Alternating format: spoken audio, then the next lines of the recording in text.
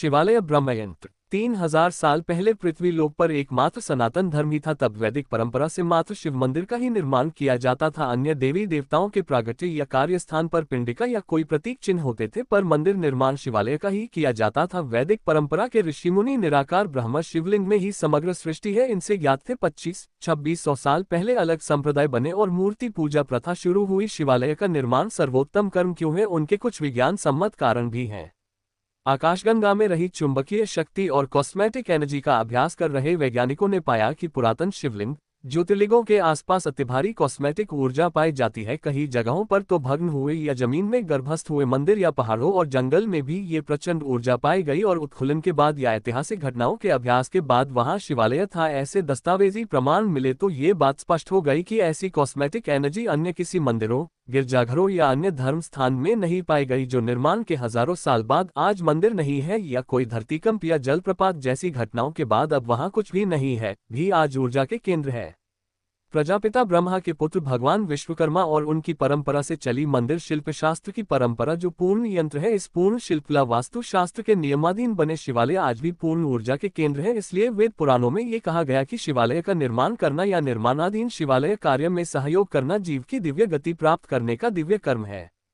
यहाँ जो प्राण प्रतिष्ठा कर्म को जानने वाले विद्वान होंगे उनको पता होगा कि प्रतिष्ठा के समय यजमान द्वारा उनके प्राण उनकी आराधना के इष्ट की ही मूर्ति में प्रतिष्ठा की जाती है। तो शिवालय का निर्माण या सहयोग कर रहा हर एक जीव सदैव इस ऊर्जा केंद्र से जुड़ा रहता है। यावत चंद्र दिवाकर, जहाँ तक ये ब्रह्मांड है वो जीव शिव में रहता है, उनका मतलब है मोक्ष। शिवालय का निर्माण हजारों जन्मों के पुण्यफल हो तब शिवालय निर्माण का सौभाग्य प्राप्त होता है। कोटि कोटि राजसूय यज्ञ के फल स्वरूप है शिव मंदिर का निर्माण।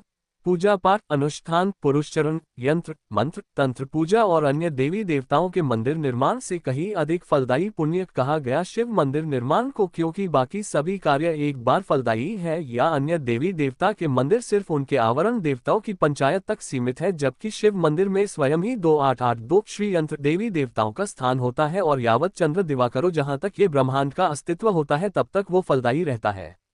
शिव मंदिर एक यंत्र है। विधि विधान पूर्वक निर्माण किए गए शिवालय कॉस्मेटिकल ऊर्जा आकर्षण करता है। ये विश्व के वैज्ञानिकों ने सिद्ध किया। निराकार ब्रह्म शिव जो ऊर्जा प्रकाश पुंज स्वरूप है, उनकी ऊर्जा शिवालय के साथ स्वयं ही जुड़ जाती है। इस प्रकार का ये यंत्र निर्माण हमारे ऋषि मुनियों की विश्व को भेंट है।